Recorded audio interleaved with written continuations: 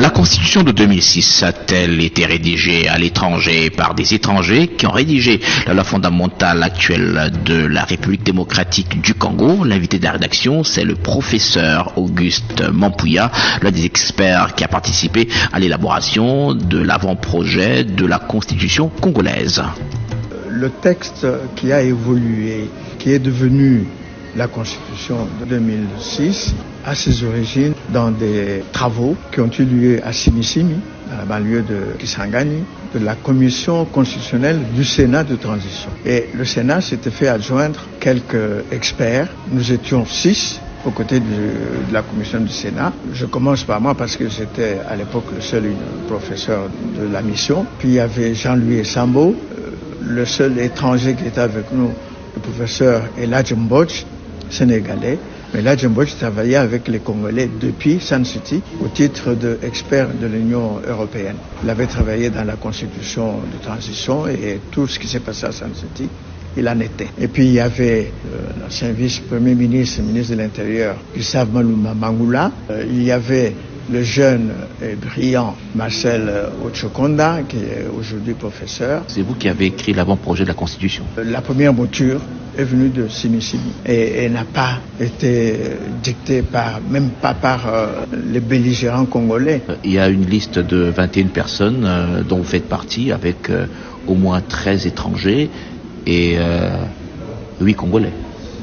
Et il y a parmi ces étrangers, il y a des gens qui ont travaillé avec nous, effectivement. Parmi les étrangers, on vous a cité le professeur Kakabamba. Et puis, il y a quelques Belges qui sont passés. Le président Bossoit, qui était président de la Cour d'arbitrage de Belgique, qui tenait lieu de cour constitutionnelle. Aujourd'hui, ils ont eu une cour constitutionnelle comme nous. Il est venu ici avec 2 ou 3 de ses assistants qui sont rentrés dans les 2 jours qui ont suivi. Ils n'ont jamais travaillé avec nous en permanence, invité d'ailleurs par les membres des institutions, qui venaient des rangs de l'opposition à Kabila. Mais le projet, ce n'était plus Simisimi quand ils sont venus. Ils sont venus travailler sur la mouture adoptée par le Sénat. Donc ils sont venus après le travail des experts que vous étiez. Tout à fait. Ils sont venus après, ils ont travaillé, continué avec nous. Je viens apprécier l'apport de Bob dans ce travail, mais c'est tout. On parle de Pierre Mazeaud. Pierre Mazeaud était à l'époque président du Conseil constitutionnel français. Pierre Mazeaud a été envoyé ici dans le cadre gouvernemental. Nous avons rencontré Pierre Mazeaud dans un dîner à l'ambassade de France avec, à cette époque-là, Sambo, moi-même, le professeur Célestin Kabouya et le professeur Évariste Bocha. Nous étions à 4 Congolais plus lui, Mazeaud et l'ambassadeur de France. On a discuté à bâton rompu. Il n'a jamais siégé avec nous dans les travaux, ni pris part à l'élaboration de quoi que ce soit. Mais tous ces experts étrangers, ils venaient juste donner des avis sur votre texte. Il y a beaucoup de noms sur cette liste que je ne reconnais pas. Je reconnais le Mauricien qui a été consulté sur une question. Annie, oui, qui a été consulté sur une question. Comment est réglée chez eux la question du chef de l'opposition? De même que Eladj Mbodj a indiqué comment est réglée cette question au Sénégal. Je dois faire remarquer que ce qu'ils nous ont présenté n'a pas été retenu par les décideurs congolais. Par exemple, pour Maurice, où le chef de l'opposition, c'est le chef du parti d'opposition qui a le plus de députés à l'Assemblée. Lorsque vous rédigez en tant qu'expert, est-ce que vous avez tenu compte des réalités congolaises? Je répondrai facilement à ceux qui disent ça, s'ils nous peuvent nous dire telle disposition est contre notre réalité qui est ceci. Une réalité, c'est par exemple que le président de la République est interpellé par la population sur des questions, par exemple, qui relèvent du gouvernement. Alors c'est le président de la République qui devrait avoir les pleins pouvoirs pour... La population ne connaît pas cette distinction entre président et gouvernement.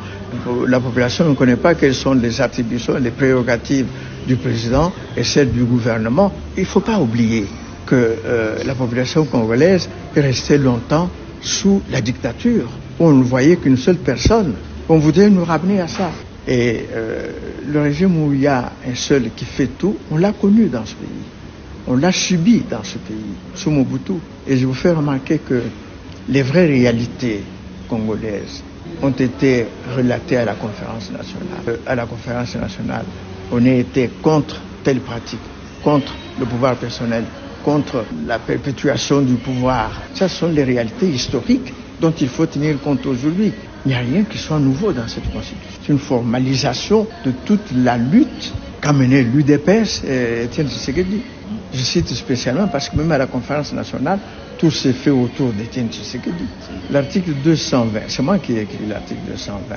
Mais j'étais inspiré par quoi? Par cette lutte, quand on a refusé le pouvoir personnel, quand on a refusé que quelqu'un s'éternise au pouvoir. Mais c'est tout ça qui est traduit dans l'article 220. Le seul débat intelligent que des partis politiques congolais aient mené dans ce pays date des années 58-60. C'est le débat entre unitaristes et fédéralistes. Alors on parle aussi de cet article qui dit que la RDC peut délester sa souveraineté au profit de l'Union africaine. C'est un article qui a été inscrit pour la première fois en 1967 sous Mobutu, le champion de l'unité congolaise. Enfin, il passe comme ça dans l'histoire. Et c'est lui qui a introduit cette disposition. Les gens doivent savoir aussi, ils doivent connaître l'histoire. 67, c'est quoi? C'est le sommet de l'Union africaine à Kinshasa. C'est donc très symbolique, ça. Et tous les bons étudiants en droit savent, quand ils étudient le cours de politique étrangère du Congo, que la vocation africaine du Congo est parmi les 3 ou 4 principes fondamentaux de la politique étrangère congolaise qui se suivent jusqu'aujourd'hui. La constitution de transition adoptée par la CNS a repris cette disposition. Article 108, que les gens aillent lire, les gens ne se lisent pas. C'est pas une constitution belligérante, cette constitution? Ça n'a rien à voir.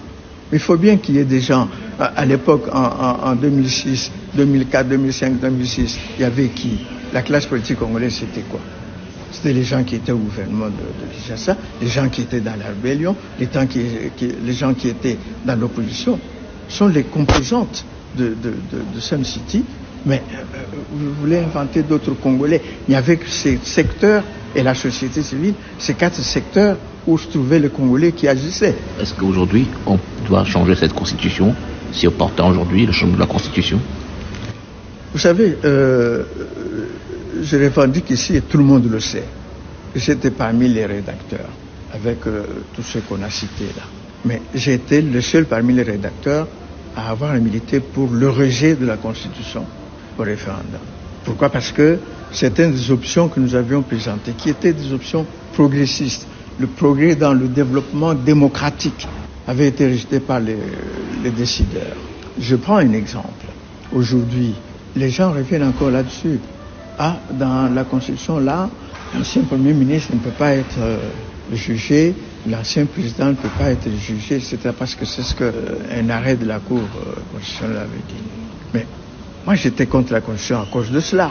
On doit laisser ces gens, ils ont beau être des autorités, être soumis à la justice normale qui juge tous les Congolais. Donc, on n'est plus à l'époque où les dirigeants doivent être considérés comme jadis le roi, de droit divin. Et pour moi, déjà à l'époque, dans les propositions que j'avais moi écrites à Kisangani, c'était ça.